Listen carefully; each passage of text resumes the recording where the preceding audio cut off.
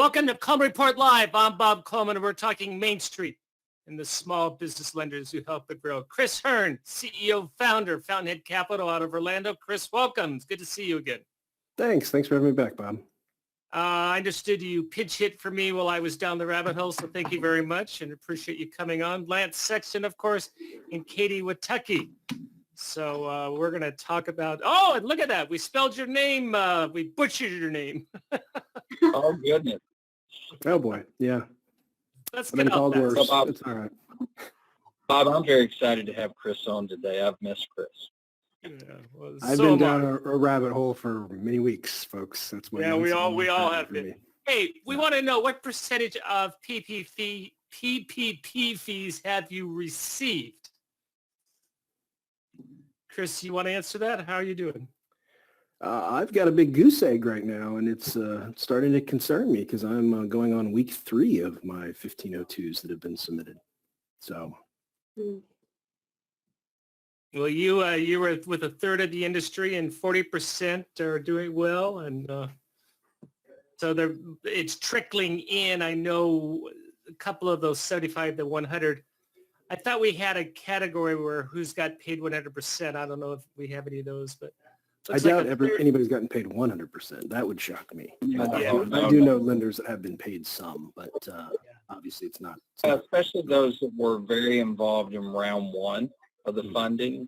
Those participant lenders have received fees from SBA because we're now a couple weeks removed from the 1502 reporting date. And SBA said, and Chris, I love this, I know you will, SBA said they'll pay in 3 business days after receiving the 1502 report. No, Congress said that.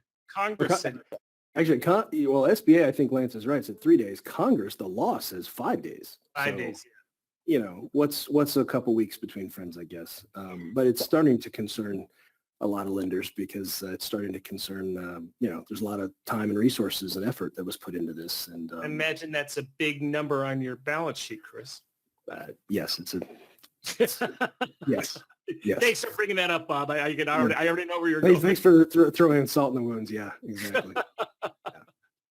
Are you starting to accept PPP loan forgiveness applications? Bob, just like I shared with you before we got started, I get a ton of calls from borrowers that are asking about this, and I'm saying, hey, guys, just relax. Yep. You know, you've now can have up to 24 weeks.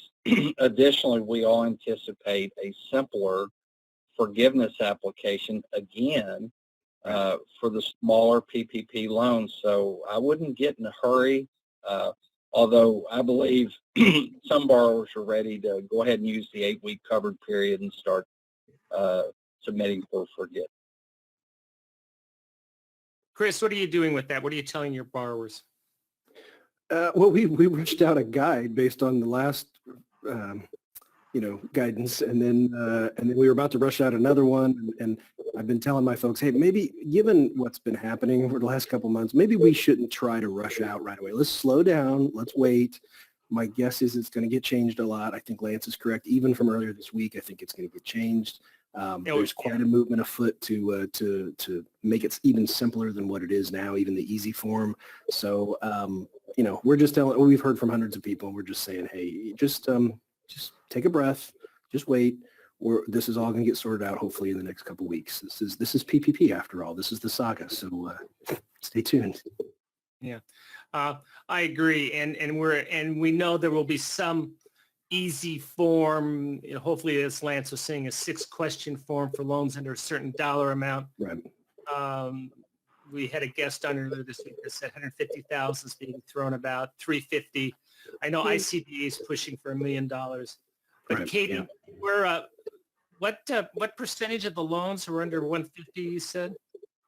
Oh, I think they estimated in a hearing earlier this week that it was about 80%. Yeah. Yeah. Which if you go up to 350, Bob, you're probably going to get 90%. 90%. Yeah.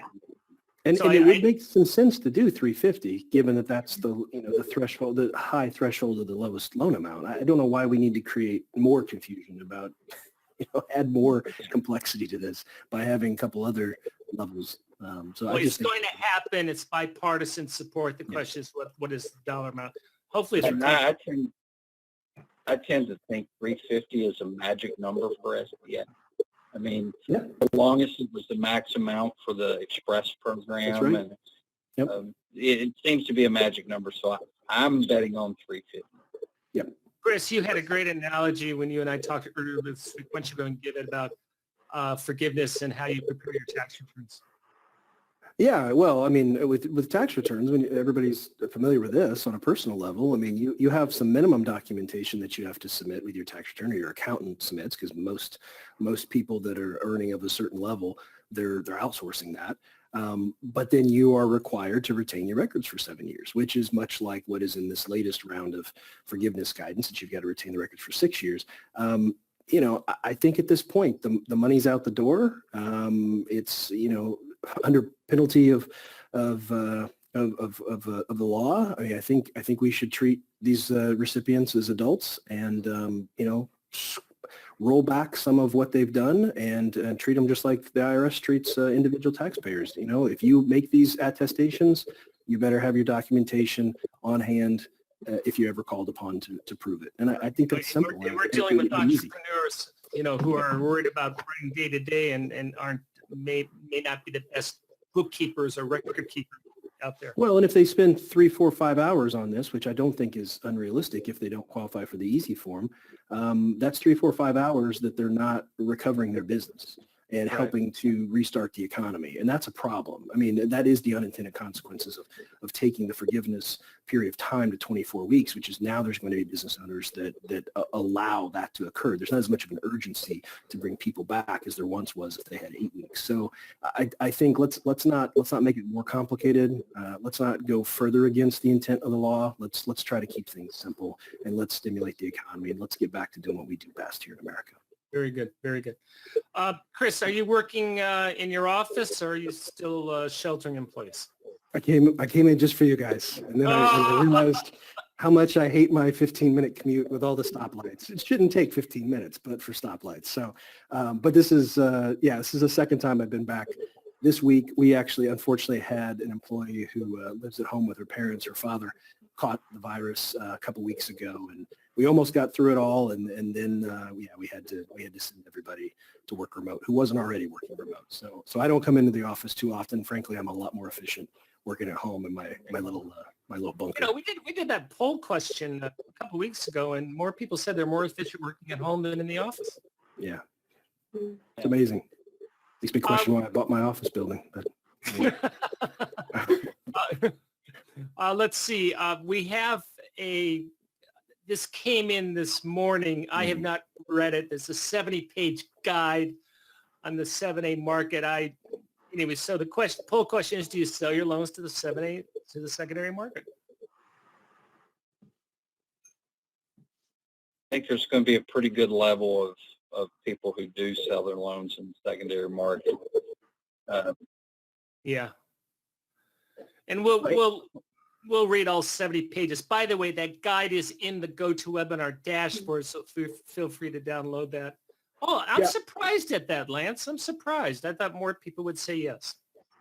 Well, I think that there are a number of institutions, Bob. I always like to tell the story. One bank that I work for that I built an SBA lending department in, they bought this return on equity model that you could apply to every customer you had. And the reality is an SBA loan has a substantial, a better return than just about any lending you can do in your bank over a period of time.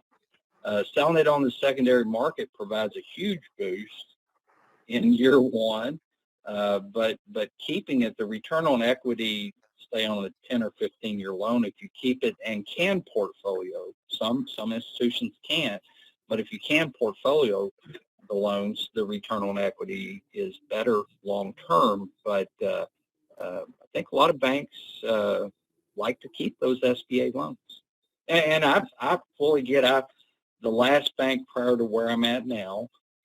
We sold some on the secondary market, but we probably portfolioed more than 90% of what we did. Yeah. And it's just simply, who do you want to have the risk? If you hold it for a certain period of time, the lender can get a greater return. or you simply pass that risk off to the secondary market broker and do that. Obviously, some lenders need liquidity, and so they have to take advantage of that. And but I agree with you. More and more lenders are taking a look at that return on equity things. Katie, talk to us about expand PPP eligibility to chambers of commerce, and I don't even know what a destination marketing organization is. What is that? I believe there wasn't too much of a description of this new bill that they just introduced, but I believe what they are trying to do is help small businesses in destination locations by giving money to marketing companies that will maybe produce a commercial or advertising for those areas to help influence people to travel to those areas and use those resources in that area. So this is introduced by Rubio, Cruz, and Scott. It was introduced yesterday. And that's the idea, is they want to try to help more communities, and the best way to do that, they're suggesting, is through the Chamber of Commerce and destination marketing organizations. Peter just sent us an email saying, hey, we aren't an SBA shop, and we should take that into account. We have a number of non-SBA lenders who do participate in this call, so that may skew the results a little bit. Right. Talk to us about Fraud Friday. What is this story about, Katie? So this is a newer story. Earlier this week, this man, I believe he's from Chicago, if I'm mistaken, I'm sorry, but he owns 2 tech companies, and notably the one is called Intuit Holdings. More publicly, it's known for these digital boards that are mostly used in schools, where you can kind of project up a whiteboard and kids can kind of play with it and things like that. Well, he only has 10 employees in this company, but he decides he wants to get a PPP loan to help that company, which is fair. It's perfectly fine. But on the application, he claims that he needed over $400,000 in PPP loan funds to pay his employees. Well, in order to do that, he had to fake some IRS tax documents. I think he just downloaded them, filled them out as if they were last year's, and made it appear as though his employees were making far more than they actually were. So it ended up being, I believe, over 100,000, maybe multiple times that, more than what his employees were actually making. And what he also did is he more than 10 employees were listed on this PPP loan application. And I think what he ended up doing is combining multiple businesses that he owns and applying as if it's one business. Chris, yeah. Chris, as a lender, I assume you're dollar sensitive. On the higher the amount, you're looking a little bit closer for these type of frauds. Yeah, anytime anything's over 350, we're giving some extra scrutiny. We've had, we've probably caught several dozen fraudulent situations since we've been in the program. So much so that we've had some people reach out to us and say, well, how are you doing it? Because we're not catching it from a lot of other folks, or, some of these online broker portals that work with us or with a lot of fintechs. And they're like, we're not hearing this kind of stuff from the fintechs. And I said, well, that's a problem. I said, situation like this, it's pretty obvious. You got 10 employees, it's on your 2483, and you're wanting to get a $400,000 PPP loan. Just simple math, it doesn't make sense. But when people have fillable PDFs on some of the SBA forms, or they've got 941s and 940s that are fillable PDFs, quick Google search oftentimes, if there's no trace of them anywhere online, that's usually a pretty big sign. LinkedIn. Yeah. When people have conveniently every employee that's listed has the exact same dollar amount, and conveniently it's $99,980. These are little signs that I've taught my employees to look for. And in some cases, we'll pull a LexisNexis if we're still just not quite sure. We'll have a little office pool on if we think this is another one or not. I mean, I found one earlier this week myself, because I audit a lot of these files, and it was a $400,000 and some odd loan, and I said, something didn't feel right. And it was a number of things, and including silly stuff like the business address was a UPS, could have been a PO box, of course. But we started digging in, and finally we're like, all right, Sixth Sense is going off here. Let's pull it up on LexisNexis. Oh, he had 34 criminal counts, and he was including for forgery, and he was on the run from the law. So I'm like, that's one where we definitely need to cancel that E-Tran number. You passed on that opportunity. Yeah, it's amazing though, and it's not One always the of big the loans. It's not always the biggest loans. You'd be surprised sometimes. There's some smaller stuff, although it's rare. I mean, I think if you worried about going to jail, you're not going to do it for $40,000 probably. One of the challenges too is the massive scope of PPP. You know, financial institutions had to use all hands on deck. So there were people that were not accustomed to, as Chris says, the sixth sense. They don't have it. So there were people processing PPP loans that really don't know the things to look for in a potential fraudulent application. Yep. I've had my share of discussions with OIG and FBI over the last few weeks, though, with this stuff. Katie, talk about Carrie Agee. She filed bankruptcy, but she said she has only $31,000 in assets. What's that about? Right. So Carrie, we've been kind of following her case for a while, and I'm sure you can go back to our last article about her and probably find about 10 links to previous articles about her. But she is in the middle of a bankruptcy case right now, and claiming that she can't provide any funds. She says she owns virtually nothing. In the most recent filing in that bankruptcy case, it was revealed that she has $4.5 million in cash profits from the sale of BankServe. She also owns a $3 million home, and furnishings for that home are valued at $31,000. And then she also gave money to about $1.2 million to her husband as well. So there is definitely some money in there, and I'm not really entirely sure why she's saying she has virtually nothing. Yeah, it's a sad case. Most of the industry knows Carrie, and it's that is definitely a sad case. The receiver obviously is trying to recoup as much as they can, and of course there's other litigation between her and Newtek, and it's sad. Hey, Chris, very quickly, tell us what you do and what services do you have that you can offer some of the people on the line. Sure. So we're a non-bank lender. We're one of the SBLCs, one of the 14 SBLCs. So we lend nationally on 7A loans. We've always done 504s. We have a conventional product. We are in PPP hell. I say that fondly in many ways, but we've done thousands of loans, and frankly, we've purchased thousands of loans. So maybe that would be useful for some of the folks on the call. We're one of the active participants in the purchase market of PPPs. So if someone wants to reach out to us, we'd be happy to discuss it with them. Very good. And we'll be doing this till the end of the month. Well, candidly, we'll be getting E-Tran numbers till the end of the month. We'll be closing loans until mid-July, I assume. Good. Lance, you got a couple cool webinars coming up. We're going to talk about PPP Loan Forgiveness.